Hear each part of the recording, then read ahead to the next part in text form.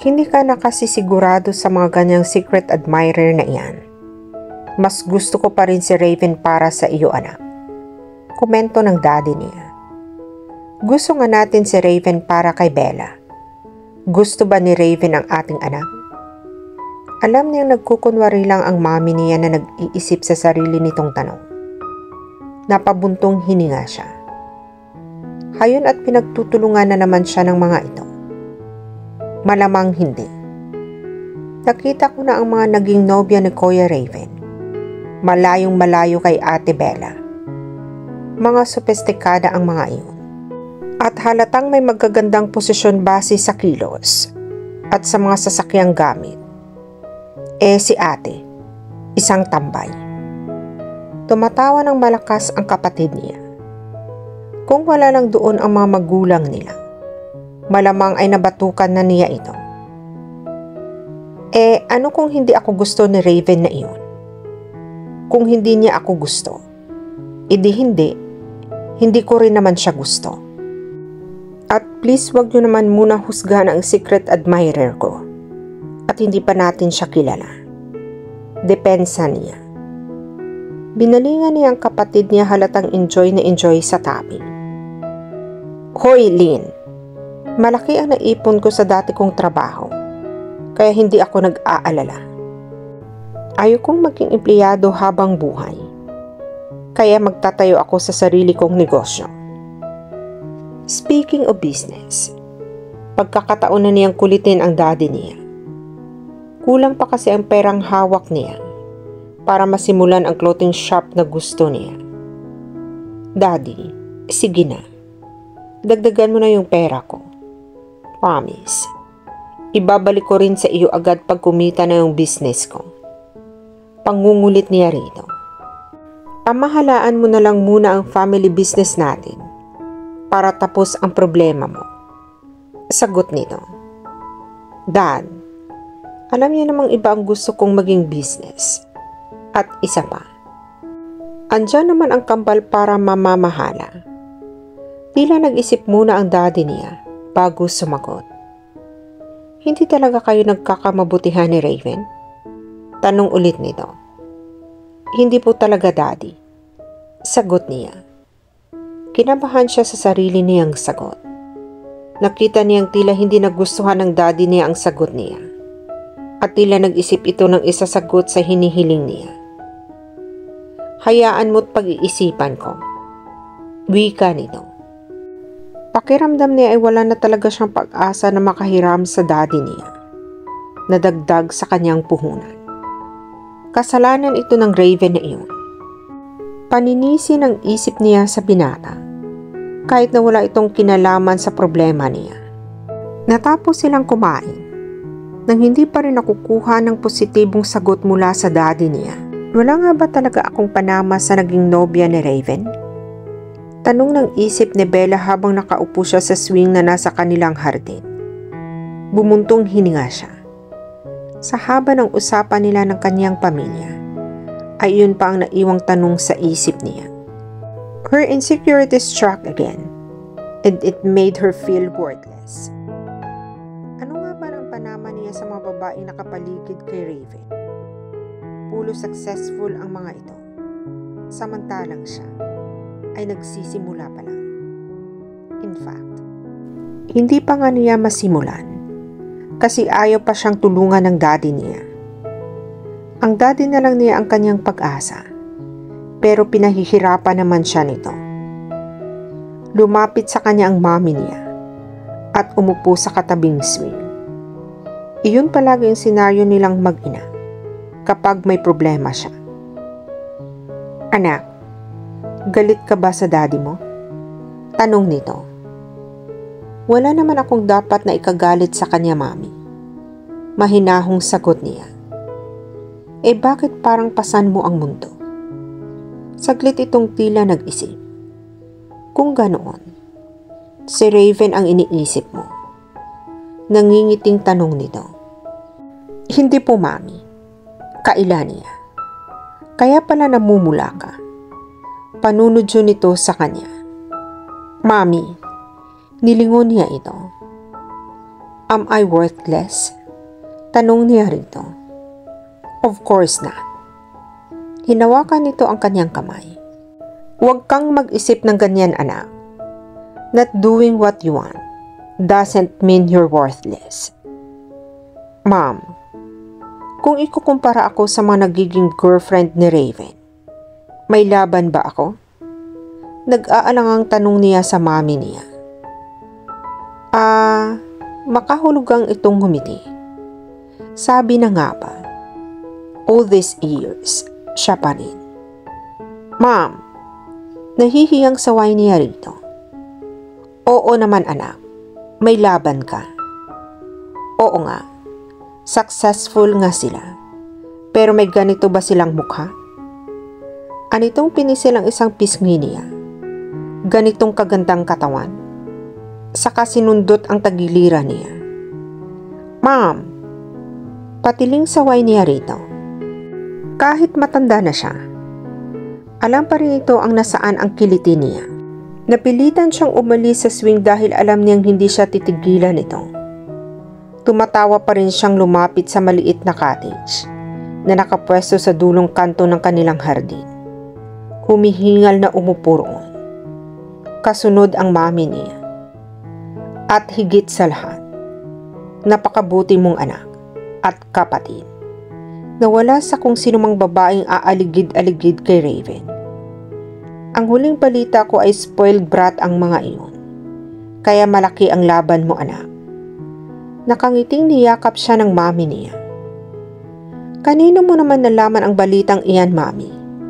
Nakangiting tanong niya rito. Alam na alam talaga nito kung paano paggagaanin ang kanyang loob. Para sa kanya, ang mami niyang itinuturing niyang best friend at partner in crime. Kanino pa? Di kay Maring Leila. Sumasakit nga raw ang ulo niya kay Raven. Umiling ito. O sige na nga, puntahan mo na ang daddy mo sa study room niya at may pag-uusapan pa raw kayo. Kinindatan pa siya nito. Hindi agad siya nakakilo sa sinabi nito. Talaga ma'am? Ibig bang sabihin niyon ay tutulungan na siya ng daddy niya sa plano niyang negosyo? Hinalikan siya sa pisngi ng mami niya at tumayo na. Bilisan mo na. At baka magbago pa ang isip ng daddy mo. Anito bago tuluyang pumasok sa loob ng bahay? Nataranta siya. Nagmamadaling pumasok siya sa bahay. Huminga muna siya ng malalim bago kumatok sa pinto ng kanilang study room. Pagkatapos ay pumasok na siya. Naabutan niyang nagbabasa ng dyaryo ang daddy niya habang nagkakape. Umupo siya sa visitor's chair sa harap ng office table nito. Good morning, Dad. May pag-uusapan daw po tayo. Hindi maalis-alis ang kanyang ngiti. Ibinaba nito ang binabasang dyaryo at uminom muna ng kape bago nakangiting tumingin sa kanya. Mukhang excited ka yata. Puna nito. O sige na nga. Sabihin mo na nga sa akin kung ano ang pinaplano mong business at nang malaman ko kung hindi ako malulugi sa gusto mo. Nabuhayan siya ng loob. I am planning to put up a boutique. Saka hindi ka malulugi sa itatayo kong negosyo, Daddy. Isa pa. Hihiram lang ako ng dagdag na puhunan. Ibabalik ko rin kaagad sa iyo sa oras na kumita na ang business ko. At kailan naman iyon? Nakataas ang isang kilay na tanong nito sa kanya. In 1 year, Daddy. Maibabalik ko na kaagad sa iyo. Nakita niyang nag-iisip ang kanyang ama.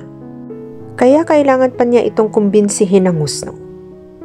Sa mall ko po planong ilagay ang first store ko. And since mga estudyante ang target market ko, I am looking for a mall that nears universities. Saan ka kukuha ng mga produkto mo? I have a friend in South Korea. Siya ang magsusupply sa akin.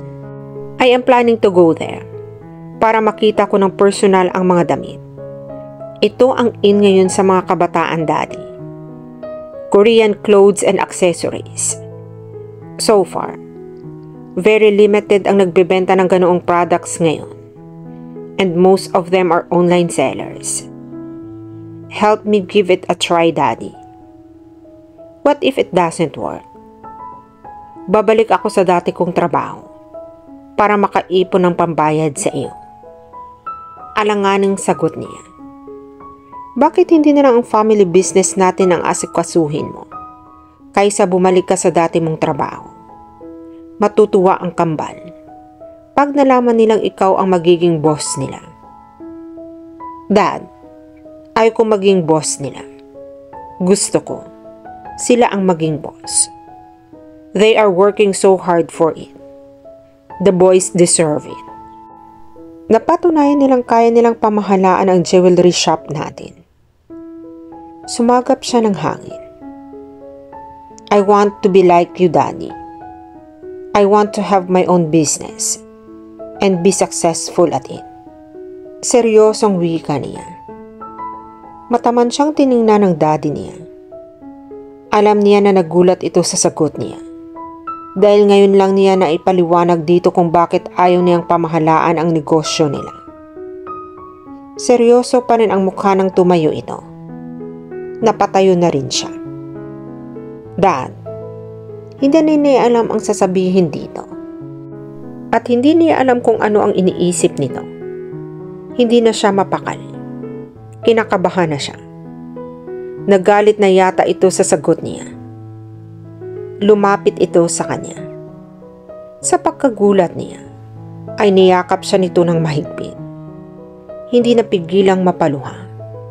It's been a long time since her father last hugged her. I've always been proud of you, Bella. Nakikita ko ang sarili ko sa iyo noong nagsisimula pa lang ako. I know you'll be a successful businesswoman someday, and I'd like to help you. Really. But the problem is, nagdagdag ng store ang mga kapatid mo sa Baguio 2 months ago, kaya hindi ko pa kaya ang hinihingi mong kapital. Nanlumo siya sa sinabi nito. Nawala sa isip niya ang tungkol sa huling branch nila sa Baguio. Kumala siya sa pagkakayakap dito at pinahid ang kanyang mga luha. Huwag kang mag-alala, anak. Nakaisip na ako ng paraan. Nakangiting niyakap siya ulit nito. Anong paraan, Daddy? Blanko na ang isip niya. Nangihina pa rin ang pakiramdam niya dahil sa sinabi nito. Nakahanap ako ng paghihiraman sa iyo ng puhunang kailangan mo kaysa magpunta ka pa sa bangko. I doubt na mapahiram ka nila sa halagang kailangan mo at kaysa humiram ka sa kung sino-sino, baka kung ano pa ang mangyari sa iyo. Sa taong ito, sigurado akong hindi ka mapapahamak. Basta tratuhin at kausapin mo lang siya ng maayos and everything will be alright. Nabuhayan siya ng loob. Hindi pa rin pala siya pinabayaan ng daddy niya. Sino siya, Daddy? Kailangan ko siya pwedeng makausap. Nagkausap na kami kanina. You have to wait till he gets home. Around 9 p.m. pa raw siya makakauwi. So, be patient.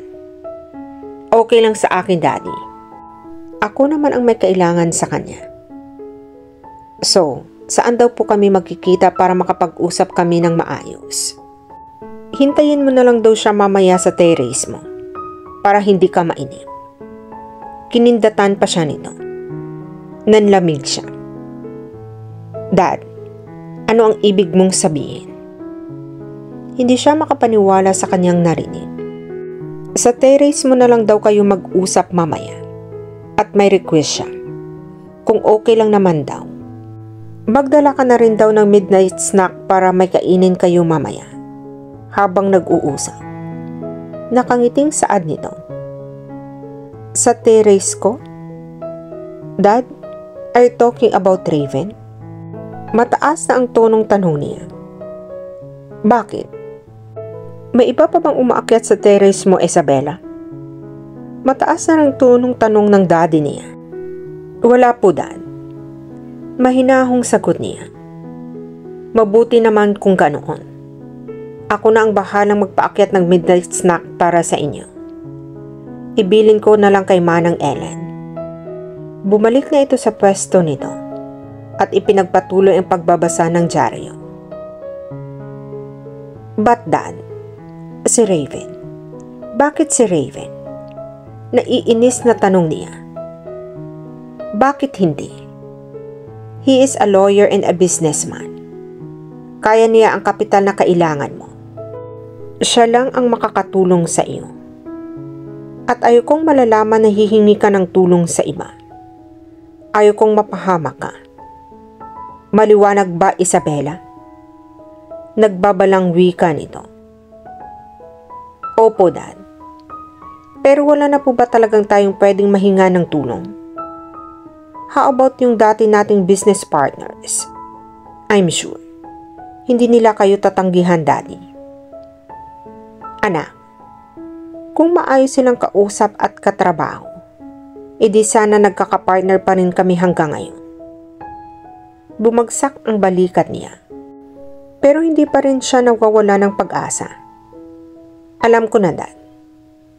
Yung mga kaibigan mo. Marami ka namang mga kaibigan na very willing tumulong sa iyo. Tulad na lang ni Mrs. Santiago. Sigurado akong hindi tayo tatanggihan noon, Dad. Nakangiting suwestyon niya. At dito na po nagtatapos ang part 2 ng ating kwento. Sabay-sabay po nating abangan ang susunod na kabanata. Be good, be safe, and God bless po everyone.